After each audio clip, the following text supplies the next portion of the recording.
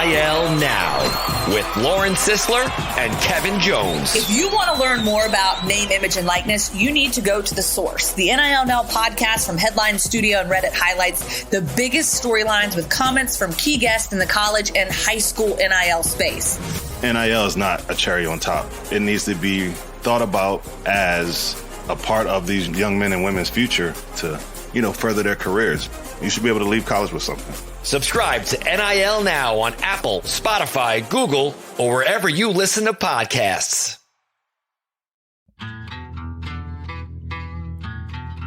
Welcome in Rose City to Soccer Made in Portland. I'm Ryan Clark, joined by Chris Reifer. Another busy weekend for PTFC. The Portland Timbers started it out with a 1-1 draw at FC Dallas, a game that they had some flashes of improvement, but still a shorthanded team, still not quite in form yet, but showed some significant signs of being a whole heck of a lot better than they were against the LA Galaxy and miles better than they were in that trip to Atlanta. And the Portland Thorns did what they do. They won 4-1 at KC in a game that was competitive for about a 20-minute stretch in the middle, and then the rest of it was just Portland Thorns soccer embodied, especially that first half, just really dominant showing from the Thorns against one of the better teams in NWSL. One of the announcers for CBS described the Thorns as being in mid-season form, and I would say that is absolutely correct for this group. We'll start with the Timbers, though. Really, I think a potential graded on a curve, as Chris Reifer said off air, turning point for the team as they were really in a rough go for multiple weeks. Now they're starting to get players back. Their form, regardless of who's on the field, seems to be improving. And then the new guy, Franck Boli, was the hero at the end with his left foot, just an absolute rocket on the assist from Dairon Asprilla and Diego Chara on a great play there. So, Chris, overall thoughts as the Timbers come out of a positive result, which we didn't really expect out of this Dallas game. Yeah, it is a positive result. And I think if this happened under normal circumstances, we'd probably be sitting here saying, the performance was not super great, but they did a good job to find a way to get a point on the road against a pretty good team. And that's nothing to shake a stick at. That's, if you're getting a point on the road against pretty good teams, that's consistently, that's a good thing. And good teams do that. I don't think there was a lot in the performance that, made me feel like that the Timbers are ready to catch fire by any means and run roughshod over MLS. I don't think we saw that. But it was better. It was certainly much better than their last road game at Atlanta United. I think they created a couple chances. They looked a little bit sharper on the break in a couple instances in which they created a couple chances, but there weren't a ton of chances in the game for the Timbers. I think most of the XG models have them under 1 XG for the game and pretty comfortably under 1 XG for the game. And that was about right. There were a couple chances, but it was certainly not a shooting gallery in front of Dallas's goal. But to the Timbers' credit, it also wasn't exactly a shooting gallery in front of the Timbers' goal either. Dallas had the better of the chances in the game, but and Alija Zivicic, who made a miraculous comeback from his off-field adventures last week, had a couple nice saves, one really good one on a little bit of a deflected shot that he pawed just beyond the post, and had a couple other nice moments. But it wasn't a game in which Ivicic had to be a hero, and I think that is a good and important sign of progress from where this team was, because for the first stretch of the season, they needed a hero between the sticks. They often didn't have it. It's not even clear that it would have helped in some instances. I don't think there is any goalkeeper in the world that could have given him a chance in Atlanta. But they didn't need that here today or this week. And so I think that's an important sign of progress frankly, I think the midfield balance, they've clearly been putting a lot into that, right? They've clearly been trying to figure out how that balance is going to work with Eric Williamson, with Diego Chara. I think they've gotten Williamson in a position where he's defending fairly effectively and quite a bit more. And I think that was helpful against the Burn and helped them not get into the posture that they got into in Atlanta, where the game was just wide open. And Dallas was just tearing them up. That didn't happen, and I think because they did a good job with that. Fast forward to this week, and there are some problems there. Some maybe storm clouds on the horizon going forward in that respect. But overall, I think you come away from this saying that's a good sign of progress, and it's a good development for the team overall. Right. I think that improving their defensive shape was probably the first order of business before anything else, right? You know that this team, for the most part, is not necessarily going to create as many chances as some of the top scoring teams in MLS. They have, given their limitations in personnel, given the struggles they have had at the striker position in particular, keeping games low scoring and close is kind of what they've got to do until maybe something comes to fruition there. Maybe Evander is finally unlocking guys around him. He gets healthy and back into the mix here. He is going to play on Saturday against Vancouver. The question is, how many minutes is he going to start? What does that look like for him? Do they have other potential starters there? No. I think that's just the answer to that, right? They don't. So if he's not going to start, it's unclear who is. Yeah, exactly. Noel Classican, come on down. Yeah, bring him up. He had a heck of a goal for T2. Got to give him a shout out. That saw that video on PTFC's socials. He's a guy that could factor in the future, I think, for this club for sure at that position. But no, I mean, adding Boli is something that could now, as we've seen him take advantage of his 5 total minutes that he's been on the field with tremendous efficiency. He has, I think, tied Yarrow in terms of shots, and his one shot is a goal. So that's, in fairness, I think Nijgoda has 2 shots now on the season. Okay. But only so 1 shot on goal. So there. They are tied in terms of shots on goal. Oh man, that's brutal. Yeah, that's in 5 minutes it got him to the even mark with him in shots on goal. So that's something. I don't think Boli's going to be in starting shape quite yet this weekend. He's somebody that'll probably come off the bench late in the second half again. The question is, do they stick with Nathan there? Because Nathan has kind of been all over the place. He's struggled a bit. Do they give Tega another look? It's still a bit of a question mark until they get Boli to a point where they feel like he can play a full 90. I think that's a reasonable question. I do want to point out, though, that in the Timbers' best moments in Dallas, Nathan was involved.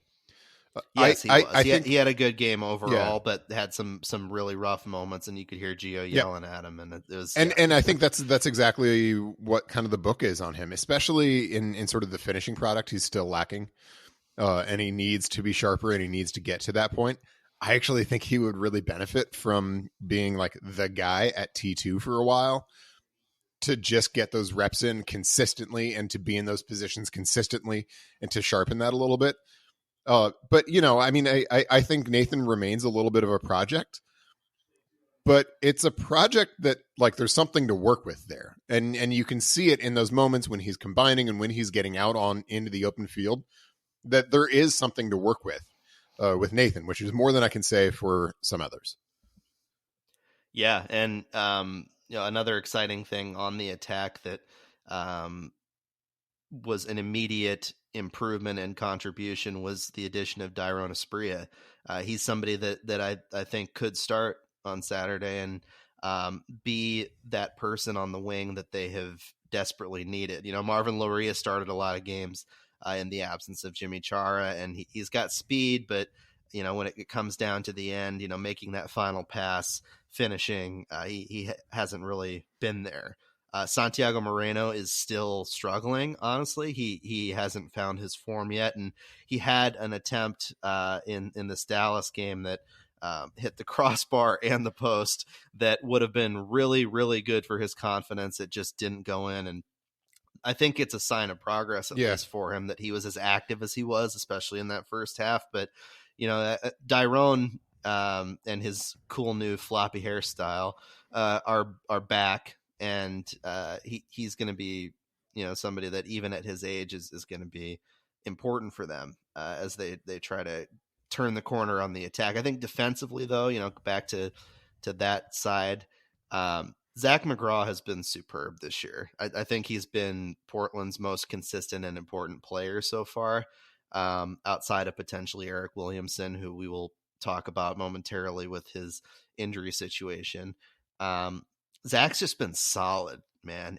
Making last plays to prevent attempts, to prevent dangerous passes. He's been there, and from a leadership standpoint, it seems like he's really gelling into that type of a role as well.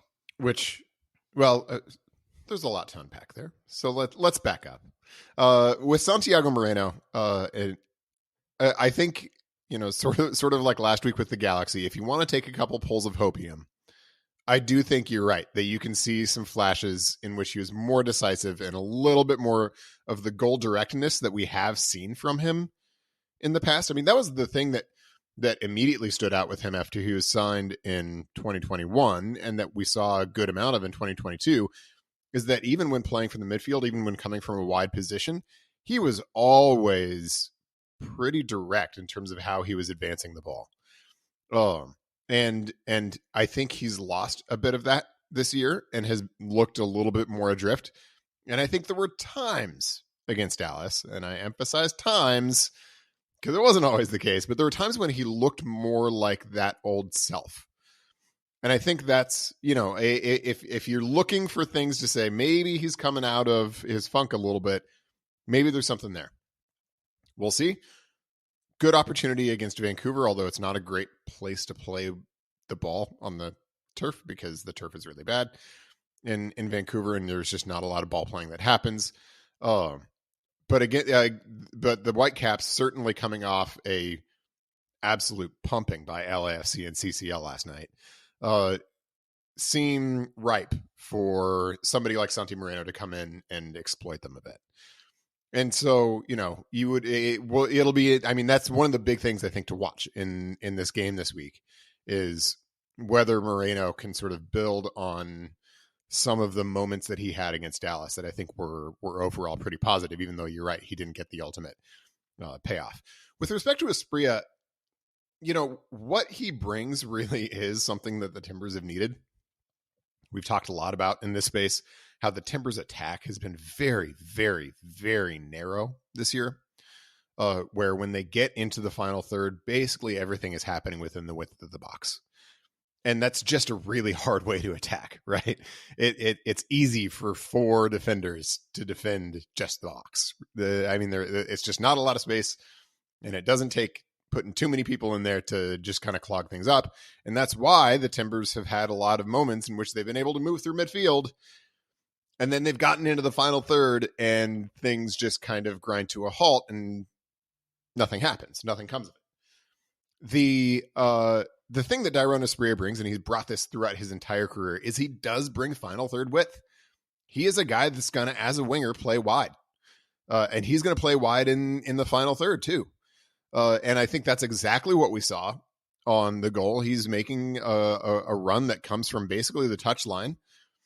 Diego Chara finds him, puts one over the top for him, and he does a good job to win the first ball and put it into Boli's path.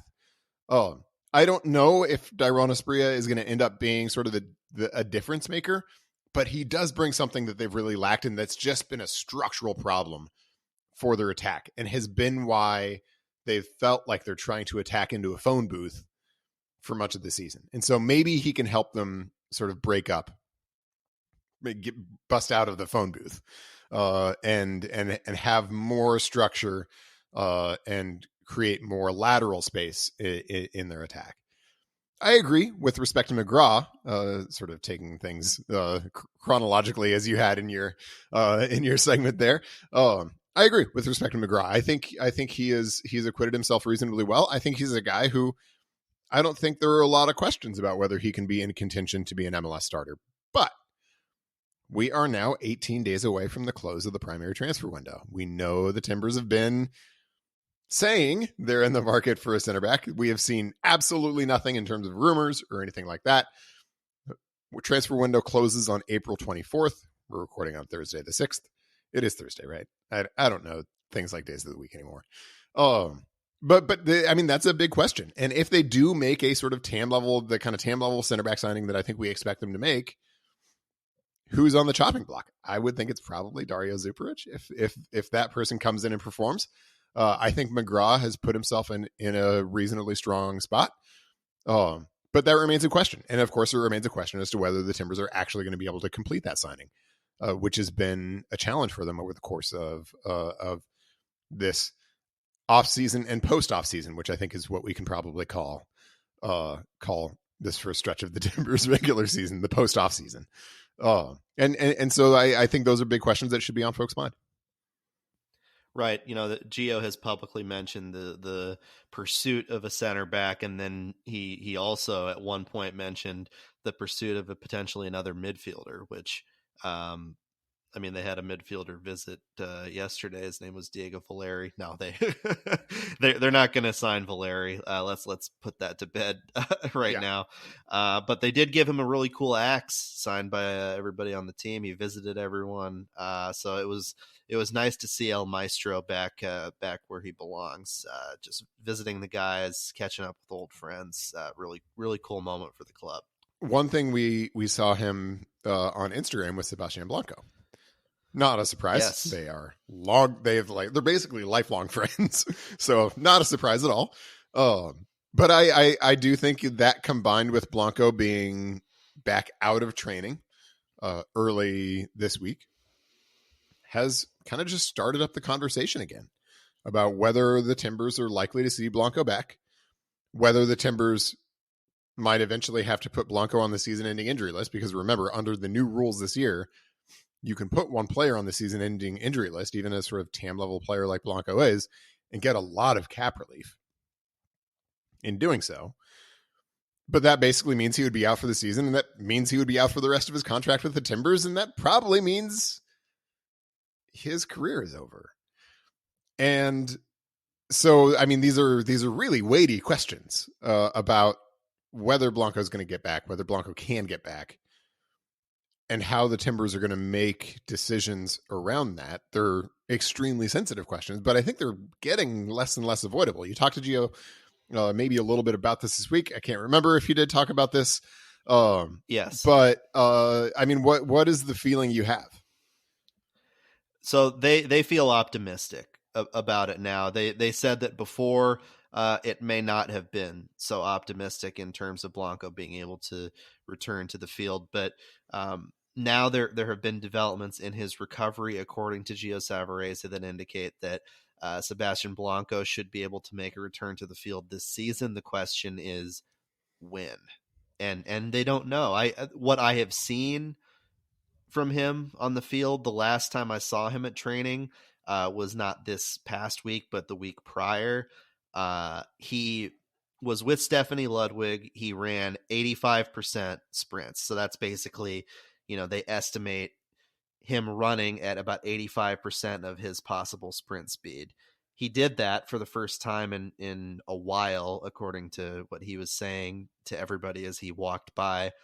But as he walked by, he was very stiff. His leg, his knee made it very difficult for him to walk. It was stiff and didn't seem terribly comfortable. Now he had a smile on his face and seemed excited. So it's not like that pain and that stiffness was causing him any potential anguish in that moment. Good news, though.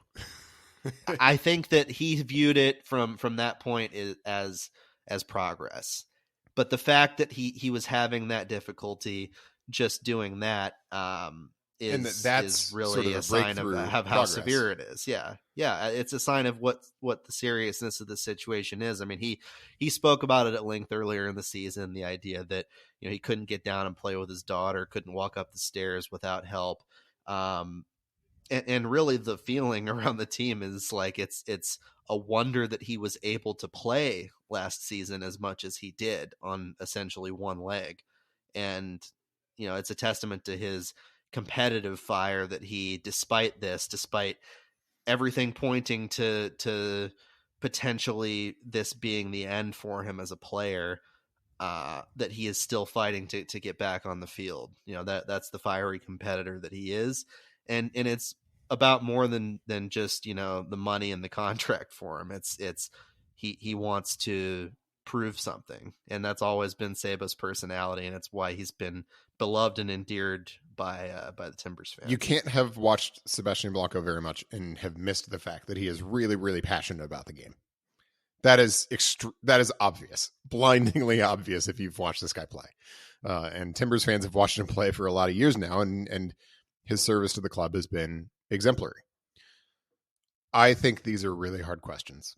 I think this is going to be extremely sensitive because I think you're spot on that I would not expect Blanco to be the kind of guy who would be just okay, kind of hanging him up if he thought there was even a sliver of a chance that he could get back out on the field. I just don't think he would be that kind of guy. And I think the Timbers are going to be, the longer this drags out, there's just a timing component to it for the Timbers, right? I don't expect the Timbers to try to use his cap space in the primary transfer window. I think that ship sailed quite a while ago. It's just not enough time. And you don't want to call it for Blanco this early, I think is fair to say. I don't think the Timbers want to call it for Blanco this early. That they want to be more respectful of him. They want to give him a fair shot to get his body where it needs to be on the field this season and contributing. And they should. It would be scandalous if they didn't. Right. Yeah. Gio even made a point to say that, they want to honor what he's done for the club. And that's giving him every opportunity to get back on the field. But the summer transfer window is not that long after the close of the primary transfer window, right? The primary transfer window closes at the end of April, a couple months, and then the summer transfer window opens in July. And if the Timbers are going to use Blanco's cap space, which is pretty significant, so it would be a pretty significant signing in the summer transfer window, they kind of need to start working on that pretty soon. I mean, these deals don't generally come together overnight. They can sort of close quickly. The last 10% sometimes goes fast. But there's a whole lot of that 90% of work of identification and scouting and the initial contacts and initial gauges of interest and all of that doesn't happen overnight. And so they're not too far away from having to start at least entertaining those possibilities. If they're going to sign somebody in the summer transfer window to replace Blanco. And the only way they could do that is by the summer transfer window. They sort of made the final call of, yes, Blanco's injury is season ending and he's going to go on this list. So candidly, I there is more runway. It's not like they're going to have to make this call this week, but that runway isn't forever. And notwithstanding Gio's stated optimism, I think just sort of the bare facts of he's still not training consistently. Of just what you saw suggests that this is going to be a real question. And, there are ways where the Timbers need to be frankly very careful, and Ned Grabavoy needs to be very delicate in how he handles this situation. Because this is like the kind of thing that if you don't handle it right, can just be a total disaster. Players union grievances, league investigations, all those kinds of things. Because if you're going to place a guy on the season-ending injury list, he's got to have a season-ending injury. And if the Timbers aren't doing their due diligence, you could pretty easily foresee a situation in which the Timbers are saying he has a season-ending injury. He's not going to be able to come back and help us this year. And Blanco's saying, wait a minute, I'm not done. And then he goes to the players union that says, wait a minute, he's not done. You can't just like shove this guy on the season-ending injury list if he doesn't have a season-ending injury. And the league is saying, wait a minute, you can't get cap space unless a guy has an actual season-ending injury. What you can't sign somebody to fill that spot. And so you can see how this can blow up in their face. And so I think it makes sense, even if the Timbers still have some doubts, that they at this point would be putting on an optimistic public face about this, because they need to both genuinely and publicly give Blanco the opportunity to get back to where he can be on the field. But yeah, it's a really, really fraught one. It's a really fraught one. And I don't envy Ned Grabavoy. I don't envy Gio. I don't envy the doctors who are going to be, in and around this decision and figuring how this goes, unless, of course, he really does just get back and get back on the field, and then that solves all these problems, or at least answers these questions. Even if the Timbers maybe would prefer in their honest moments to do something a little bit different with that cap space in the summer. Right. And the reality as it presents itself now seems to be that if he does come back, it's going to be, later in the season. Probably it'll be for a few games, for a few minutes here and there. And that honestly might be it for his career. And that would be a sad thing because of how exciting Sebastian Blanco has been as a player, how high character of an individual he is, what he means to the city of Portland. It would be tough, but this is something that Portland sports fans have been through before. They saw it happen, and I hesitate to bring it up, but with Brandon Roy on the Trailblazers, Valeri.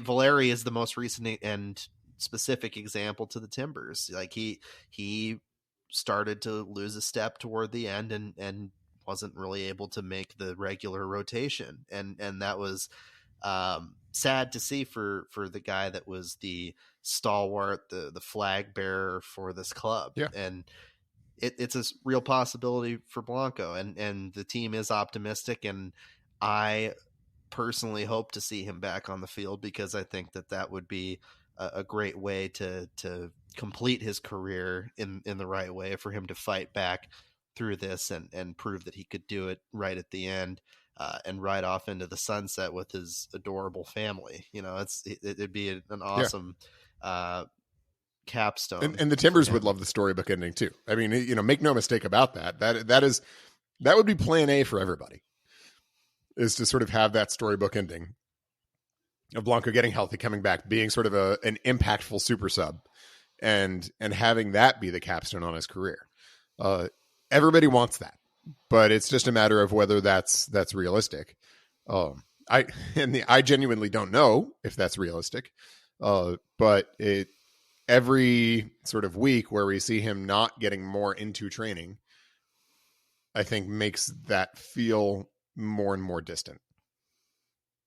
Definitely. And one more injury to note before we move on to the Thorns. Eric Williamson has a right knee injury, was a recent and unexpected addition to the injury report after now Evander, David Ayala, Dyrone Asprilla all back and available for selection. They take a step back and lose Williamson, one of their two defensive midfielders. I guess now they got Ayala back. And he's not a defensive midfielder, to be clear. He plays isn't. one on TV, but he's not one.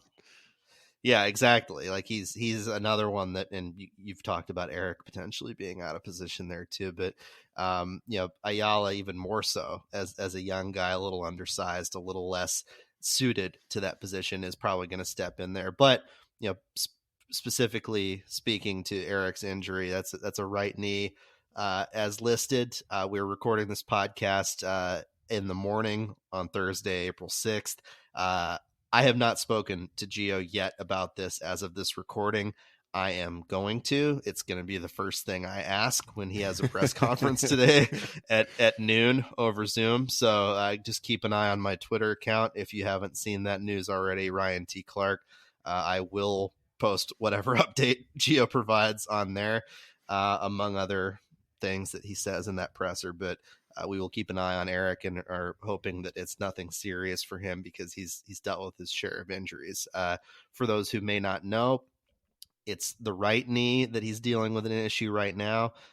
Not the same knee as he had the torn ACL and the difficult recovery from that. That was his left knee that he had the ACL. So good luck to Eric. Yeah. Good luck to Eric and good luck to the Timbers on that one. I mean, I still have longer term concerns about whether Eric and Evander are going to fit and how they're going to fit on the field together, because when you look at this team on talent alone, those are two absolute no-brainer starters in terms of just the best soccer players they have. But I worry somewhat about whether whether and how they can coexist. If Eric is going to defend more like he did in Dallas, then I think maybe you can see a path to that, where, you know, you've got Chara as the 6, Eric as a 2-way 8, and Evander sort of playing as the more advanced 8 in the 4-3-3, who's primarily going to be an attacking presence. That's a possibility. But I think it's a tough needle to thread. And that is apparently at least next week's problem with Williamson now out against Vancouver. Whether Evander can be that kind of 2-way presence, I don't think we really know. He was brought in to play as a 10, to be a more attacking kind of threat, or at least the most advanced 8 in a 4-3-3 in the central midfield 3. And I don't know if he can be that 2-way kind of player. Do they bring in Ajala to play alongside Chara? That's a possibility.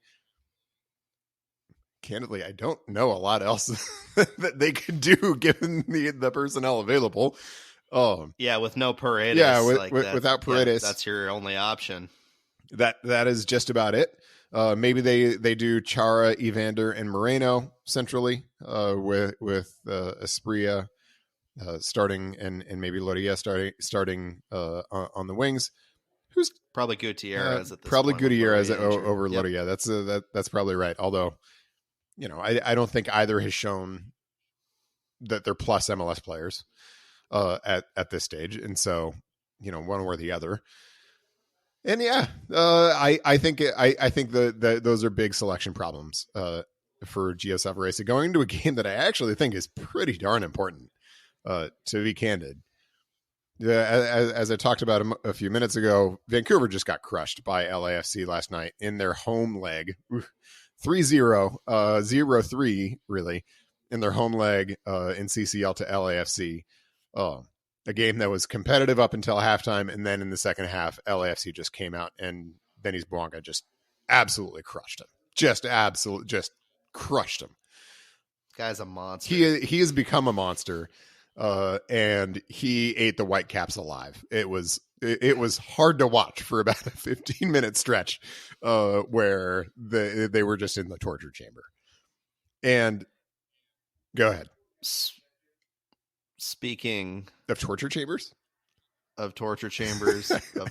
of dominant goal-scoring presences, I want to give credit to and transition into talking about Miss Sophia Smith and her complete and utter midpoint. Just I was finishing off the Timbers, and then you're like, no, we are not talking about the Timbers' future. We are going to the Thorns. I'm pressing through, man. It's like what Soph did on her third goal, where, you know, you're like all the little KC defenders that were trying to stop her, and she just bowled through all of them and was like, you know what, we're doing this. That's what I've got a better right defense than the current do. I'm finishing the point, and then we can go talk about Soph. Okay, the point is, I mean, Vancouver's pretty beat up from the CCL game, and they've got a leg 2 on Tuesday. Although it's probably a formality of a leg 2, a bit of a ride into Paris for LAFC in the CCL quarterfinal. This, though, is a really important opportunity for the Timbers to get points because we're looking ahead at the schedule, as we discussed last week. Looking ahead at the schedule, it is tough for the next few weeks after this. And so if the Timbers are going to get points in April, this is their best shot. And notwithstanding all these selection issues, if they don't do it, I think you look ahead at games against Seattle at home, against away to Cincinnati, and those look pretty daunting. So the pressure is on very much for the Timbers because, as we've seen, if March problems are only March problems, you can recover from that. But if March problems bleed into April and bleed into May, then you're heading toward 2022 land. And that was not a great land. Go ahead and talk about Soph. Of course, and just to put a pin in the Timbers. Now you put a pin in the Timbers. Oh, for goodness sake! They're 10th in the West right now, and so they're in that same territory despite the expanded playoff right now. Right, so they're on the edge despite the fact that 9 teams, for some strange money grubbing reason, are able to make it to the MLS playoffs. But let's move on to the NWSL. The Portland Thorns 4-1 over Kansas City Current, the most watched regular season match in NWSL history on Big CBS last week. So exciting stuff for the league, exciting stuff for the Thorns, who are becoming a national draw in that way. Second most watched NWSL match ever behind, you guessed it, last year's championship game between these two teams. So it's sort of a rivalry now at this point as rivalries begin to develop. A pretty one-sided one, as many Thorns fans would like to point out. Sophia Smith being one of the people that would point that out too. She had some words for the fans that were against them. She said she loves playing in a place where people hate them.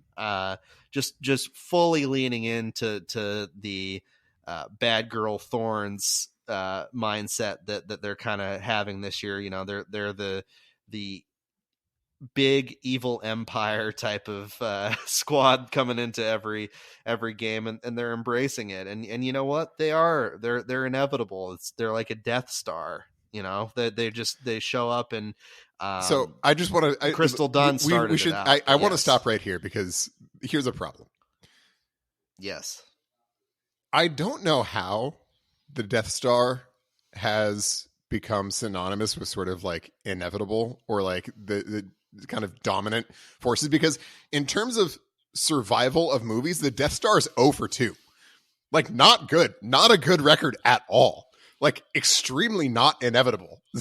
So I really think in terms of this Star Wars metaphor, find something else, because the Death Star has a terrible, frankly, record in terms of, you know, actually being good. That is fair. I guess yes, that's true. But I guess my rebuttal to that would be that the folks on Alderaan are not here to defend themselves, much like last year's Kansas City Current team is not. Yeah, I mean it was still a killing machine, a force to be reckoned with before its flaws were exposed and it fell apart twice. And I think that's a very real possibility for great sports teams, right? They always fall off the cliff eventually, unless you're like the Celtics in the 50s and 60s in the NBA. I mean, eventually, you know, things stop happening. Whatever. Let's move on from the Death Star. Bad metaphor. Bad metaphor. Moving on. Fine. Soph had a hat trick in this game. It was her first career NWSL hat trick. She's had one for the national team, so not first one by a long shot for her in her professional soccer life. But a big moment regardless. And you know, this game was getting to be more competitive. It was 2-0 at the half. The Thorns were utterly dominant. They were throwing everything at the wall and could have been 4 or 5-0 at half. I mean, it could have been 4 or 5-0 at half. And, you know, that would be the potential area of improvement, is the volume of shots were great. The run of play was great, but, you know, could they have slowed it down and been a little bit more clinical near the end to get to 3 or 4 at half? I think so. And that caused the game to be a little bit more tenuous in the early parts of the second half. KC being the great team that they are, they're not quite healthy yet. In fact, they're not even close to healthy yet, with all the players they have injured, but they came back and punched the Thorns in the mouth. Still got a lot of folks who were on a, you know, championship appearing team last year who were on the field. Yeah. A lot of veteran players with plenty of talent, plenty of ability to respond even to the juggernaut that is the Thorns. And they got a goal back. It was 2-1. And I was like, okay, is this going to follow the script of some of Portland's road games last year where, they dominated for a half. They took their foot a bit off the gas pedal and it ended in a draw that shouldn't have been a draw. Right. And that was the reason, honestly, why the Thorns didn't win the Shield last year is they had too many games on the road where that was the case. This time was a lot different. Soph kicked it into high gear. She got her second goal and then she messed around and got a triple. And that was a tremendous moment for her, but also for the team to just slam the door shut and say, okay, we're not going to mess around here. This is who we are. I love this game for the Thorns so much. I love it so much for a lot of reasons. I think in the first half, they showed some of that press that we didn't see a lot from them last year. And they showed that it can be really effective and that they can sort of seize a game with it against a good team. Still a good Kansas City team that was out there on the field. And I think that first half performance was remarkable in that respect. I still do not think that the Thorns are inevitable, using whatever metaphor we want, in NWSL this year. I think it's just too deep of a league. It's just too good of a league for anybody to be kind of a runaway presence. And I don't think the Thorns are going to be a runaway presence. And I admit, though, that there were times in that first half where I was like, oh, maybe. I think we saw, though, that early in the second half, that's not necessarily the case. And that, Kansas City was really good for the first 15 minutes or so of the second half. They were really sharp. They were the team pressing. They were the team taking initiative. And they bloodied the Thorns' nose. And then just the way that the Thorns regained control of the game and just sort of slowly squeezed the air out of it over the course of the middle 15 minutes in the second half. That's expert stuff. And it also, because the Thorns didn't do it in the same way that they did it in the first half. They were more compact. They weren't pressing nearly as high. But it was like watching a boa constrictor just sort of just squeeze the air out of Kansas City. And they took a game that was really feeling like it was on the brink of being out of control, and out of their hands, and just totally seized it. And then Soph re-entered the chat and ended it. Seeing a team play a few different ways in the course of a game effectively and control a game in different ways over the course of a game, that is the mark of an outstanding team. That shows that the Thorns aren't going to be the kind of team that you're going to have a clear playbook of this is how you play against them. And if you play this way, you're going to be able to beat them. There's none of that because the Thorns can play a few different ways. The Thorns can beat you a few different ways. And that's a nightmare. That's a nightmare if you're an opponent. And then look, stepping back from the team and returning to the individual, I remain baffled that Sophia Smith isn't a megastar in this country. I don't get it. She's got everything. She's unbelievable to watch. Unbelievable. She regularly, multiple times a season, does things that just make your jaw hit the floor. That her second goal, jaw on the floor. Like, get me a spatula because that's what I'm going to need to get it off the floor. Unbelievable. There are not 5 players in the world who can score that goal. Period.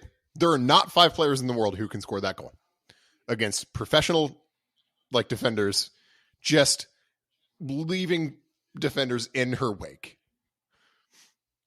And then she comes back and the third goal was just vicious.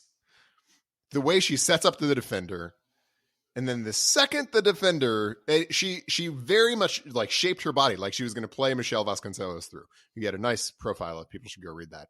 Really cool story. Go read that on OregonLive.com. There you go. Plugging away.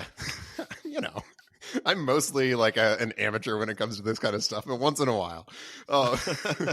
But so shapes her body up like she's primarily looking to play Vasconcelos through, but she drives right at the defender, which puts the defender in an impossible position. Defender's got to guess, right? At some point, the defender has to make a guess as to what Sophia's going to do, and the defender guessed that she was going to play Vasconcelos through, because that really is what it looked like Smith was gearing up to do. So the defender takes one step toward Vasconcelos, and the second she does that, Sophia pulls it onto her right foot and just buries it. I mean, just vicious. Like, you got no chance. There's not a defender in the world who has a chance in that moment. And that's superstar stuff. That's just mega star stuff. And so when I see like national team press materials come out and Soph isn't on it, I don't get it. She has everything. She is a transcendent soccer player at this point. I think she is legitimately one of the 10 best players in the world. And I don't even think that's a hot take. She was the NWSL MVP last year. She was the U.S. Soccer Player of the Year last year. She has scored a bunch of goals. She is on record-setting goal pace for the national team. She's scored a bajillion goals for her club. I think she is one of the 10 best players in the world, and that's not a hot take. And I think there might not be, like, she might be in the upper half of that 10. And she's 22. And she's 22 years old. She's charismatic. She has the, like, unbelievable superstar ability to find slights to be motivated by where, like, there are no apparent slights to the outside world. She has that chip on her shoulder. I mean, that's something that like, you know, folks like LeBron James and Michael Jordan have been, like, known for having. I think that's the space that she is occupying in terms of women's soccer. So why isn't Sophia Smith a megastar? I think there are a lot of factors at play here. The game is growing. The women's game is becoming more popular. We see it in the TV numbers. We see it in social media interactions. We see it whatever quantifiable way we can measure the popularity of an individual sport. It's happening. The NWSL is happening, right? I think there is an opportunity here for a number of players, not just Soph, but I think for Sophia in particular, for this World Cup to be a massive catalyst for that. There's the excitement residually off of the Men's World Cup and how exciting and fun that was to watch. There is more excitement separately about this Women's World Cup than I think there has been in my lifetime in terms of watching it, in terms of the star power, the different countries involved, the money that surrounds it. Everything leads me to believe that this 2023 World Cup is going to be for people that are not like you and me, who are not a witness to this greatness on a weekly basis.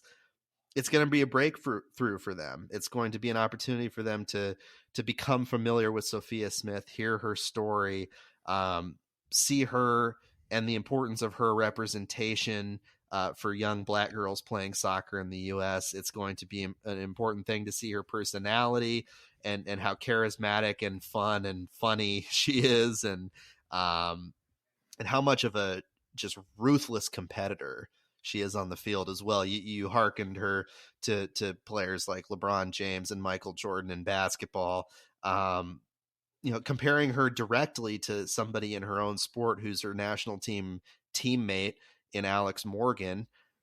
She's like Alex Morgan with, I think, more exciting stuff around her in terms of the personality, the life, the history. Her game is more entertaining than I think Alex's is from just a pure entertainment standpoint. And yet at this age, Alex Morgan was a megastar. Yeah. And there are some things to talk about there that I always am reluctant to talk about because Morgan deserves, just on her own merits, to be a megastar. Yeah, you hate to compare people in that way because it acts as though you're pitting them right, against and each which other, is and not that's the case not at what we all. want to do. Yeah. I agree with everything you just said, that there's a big opportunity with the World Cup, and that it sort of is a real opportunity for, a coming out party, so to speak, with this kind of stuff. I don't understand why it hasn't happened to date, though. She has everything, has all the characteristics, and in a moment where women's soccer has been taking off, women's sports have been taking off, harkening to the women's Final Four that drew just unbelievable numbers and had some unbelievable action in it, and storylines, some of which were ridiculous, but some of which were cool. And so this is it feels very much, and I think it very much just is. It doesn't just feel like it, like a moment in which people are starting to figure out that all of the reasons that they have set aside women's sports in the past are just dumb. And theoretically, somebody's figuring out that there's a lot of money to be made here by highlighting these women, spotlighting these women, and showing how spectacular they are at what they do. And I don't get it. I don't understand why Sophia Smith isn't on every billboard in Portland selling whatever thing. Like I don't get it because I think she has all of the characteristics, including those on the field. And it's been awesome to watch. We talked a lot last year about how she was going supernova, and like that was the 100% right take. Like we were talking about it as it was happening. She is now supernova. It's there. It's happening. It's right in front of your faces. And for some reason, people still seem to have not really noticed. And you know what? For her taking motivation out of things that she sees and hears, and, searching for a chip if a chip may not exist, in terms of putting one on her shoulder. This is a real one. This is a chip. Like, people got to give her more credit, man. She is a superstar athlete, and I'm confident that this World Cup will be that catalyst. I do think that, if there is a breakthrough moment for her, it would be this.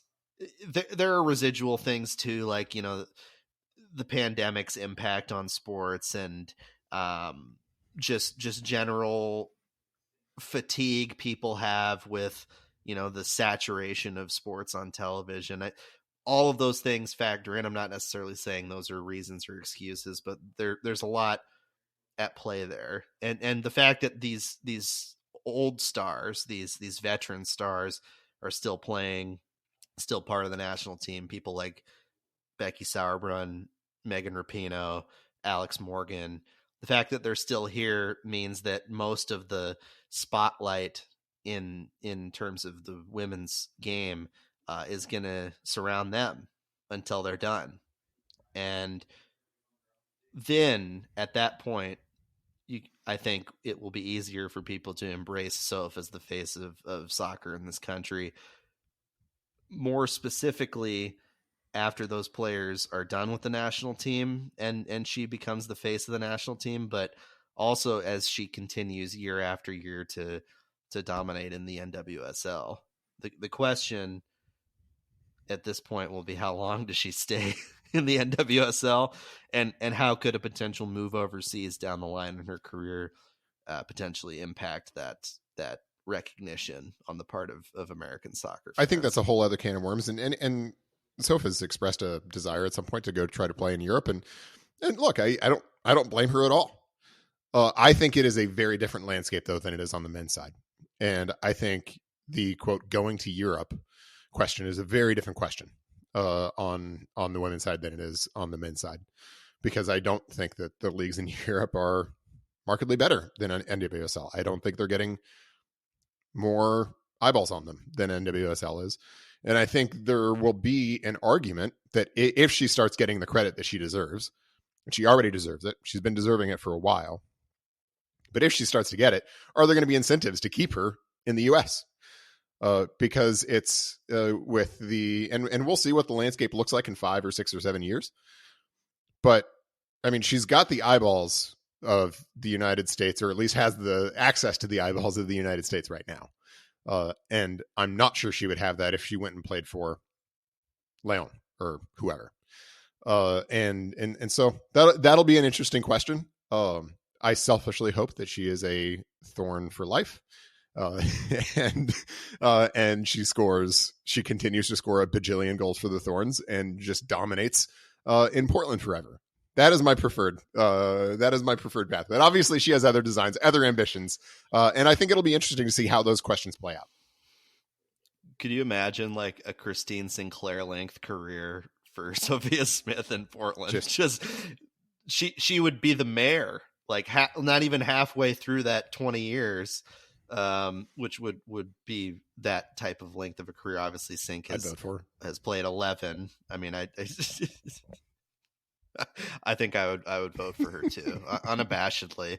You know, I think technically as a journalist, I'm not supposed to say who I would vote for. I'm not supposed to show bias. Yeah, these are very clear and very serious political endorsements we're making right now. I am representing the Oregonian. No, she would be a god in this town if she stuck around that long. Already is at this point. People just don't know it yet. And people that are outside of our little bubble need to know. So let's start that campaign on this podcast and keep it rolling, because Soph is great. The rest of the team, as we have discussed minimally but not quite in depth, was excellent across the board in this game against KC. Continued what they built on in Orlando and were better. Defensive shape was great. Becky Sauerbrunn continues to be awesome who she is. Becky. Awesome game from Becky. Kelly was solid. Both outside backs did their jobs. Kling and Kuika both, who at times, if you had to point to a potential area of the field where they might have been a little up and down last year, that was it. They were not up and down. They were solid all the way through. And I think the biggest difference maker, other than Soph in this game, was Crystal dominated Dunn. the first half. I think she was dominant in the first half, disruptive in the midfield, and was strong for the 20-ish minutes she played in the second half before they subbed her off. Now, those were subs that you and I texting during the game. We were like, oh, I don't know about that. Is that the right move? And it actually worked out really well. I think that, you know, bringing in D'Aquila, bringing in Olivia Moultrie brought a different look that, you know, made things a little more interesting. And how impressive is it that they were able to take back control of the game after making those subs? Right. Took off Hina and Crystal Dunn, two of the most important players on the team and two of their best players in the first half. Yeah. Took them off at the moment when they were probably most exposed, literally immediately after they conceded the goal. And next woman up, they came on and did what they needed to do for the team to take control. That was really impressive. Almost as impressive as the first half. That they were able to regain control of that and then get the game into a posture where Soph was going to be able to end it. That really, really good stuff. Yeah, I mean, from Bella all the way up to Soph, you cannot find an issue with what this Thorns team is doing right now. Hina has been on a tear. She's been playing really well. Everybody. Yeah. I try to run through the lineup in my head and think, where are some potential areas of individual improvement? I can't find it. Now, where are some potential areas of team improvement? Cashing in on opportunities would be what you say. They've scored 8 goals in 2 games. Like, it's just soccer. It's hard to score goals. That's just how it goes. Yeah, it might just be soccer. They might actually be really good at it, and you know, you're searching for negatives where they aren't there. Yeah, that's the fun part about this team. And like you said it last week, if you're not watching the Thorns right now, I don't know what you're doing. I don't know why you're putting yourself through. Like, I've had fun watching Skylar Mays lead the Portland Trailblazers through this tank, and I've had fun reading the injury reports with like sore lumbar and like sore calf for all these guys. Like they're Like, putting me too. Shaden Sharp. I'm going to put myself on an injury report. Sore lumbar. Can't come into the office today. Yeah. So yeah, I mean, is anybody gonna like anybody who's choosing to watch the Blazers and the Spurs attempt to realize the first scoreless draw in NBA history tonight, but is not watching the Portland Thorns play spectacular soccer? Like, I'm like, stop punishing yourself. Stop punishing yourself. Thankfully, they're not playing on the same day. So if you really do want to watch some Tank Fest, go for it. There's good shows on like Netflix and AMC Plus and Paramount Plus, whatever your preferred streaming method. None of these are sponsors of this program, but those are options. I'm telling you, other than watching the Tank. The Thorns, though, if they're competing for your attention with other sports right now, March Madness is over. The Masters are happening this weekend and are going to be done. There's no Thorns game this weekend. If they're on the same day or time as the Timbers, that seems pretty easy in terms of a choice at this point, unless you want to do the split screen thing, which I know there are plenty of PTFC fans out there that would be happy to do that, although you'll be watching one of the screens more than the other in all likelihood. Yes. Just give, like you said, allow yourself to experience joy. Our life and our American experience these days can be a little dreary, can be a little cynicism inducing, if you will. And what are sports if not an escape from the problems of the day, right? That's right. There you go. And if you want to escape from the problems of the day, watch the Thorns. That sounds like a good tagline. The Thorns comms folks can take that up. Open source. Yeah. I think given everything else that has swirled around the club, they would be happy to embrace such a thing, to say, see, look, this is fun. We're having fun. And they're tremendously fun. And they're tremendously fun. Unfortunately, we don't get to talk about them next week, so this might be a dark podcast next week. We're putting all our chips on the Timbers, which is, I mean, not the best place to put your chips. No, it's not.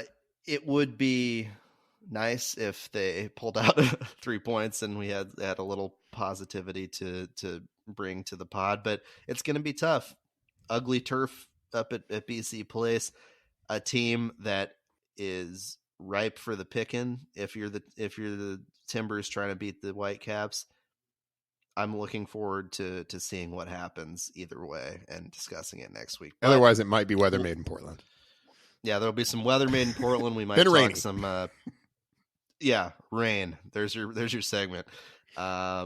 Rain, cold, sleet, sun, all within a 30-minute span. I was in Bend this last weekend and got to experience my first extended stretch of what I would call as sun snow, where it was snowing, but completely sunny.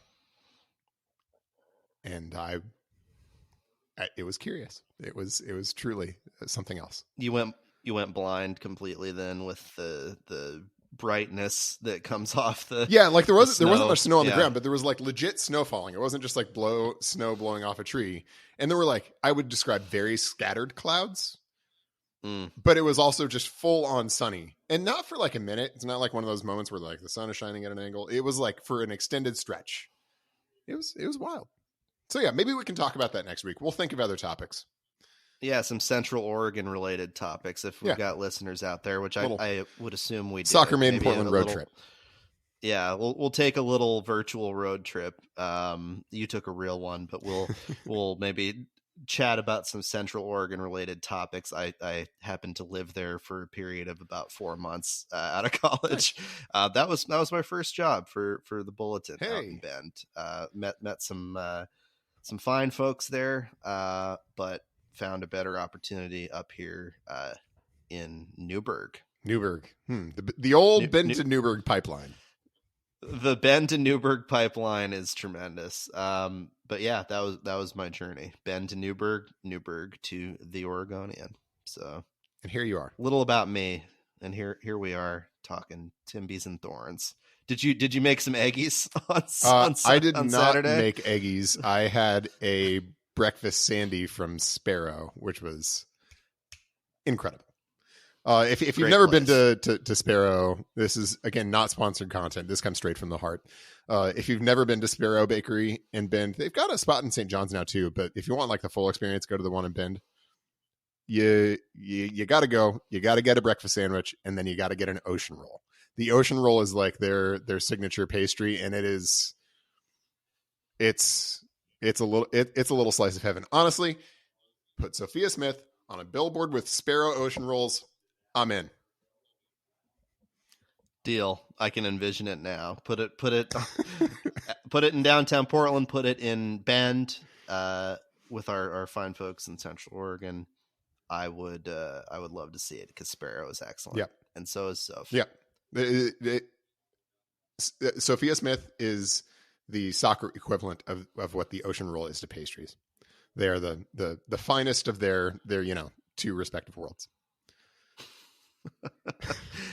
We'll do pastry rankings next week. Pastry rankings made in Portland. Soccer Made in Portland. Send your favorite pastries to @SoccerMaidenPDX on Twitter or @RyanT Clark and @Chris Reifer. Follow us there as well. That will be where I post a little injury update action today being Thursday, April 6th. Later today, that'll be on Twitter. Make sure to subscribe to us wherever you get your pods, and like us on your respective podcasting networks as well. Review us if you want. We'd love some new reviews to tell us how we're doing in these last several weeks. So if you've got some thoughts, good or bad, or I should say good or constructive, feel free to throw those in. We'll be back next week to talk Timbers, maybe a little national team, and definitely some pastries. So thanks for joining us, y'all.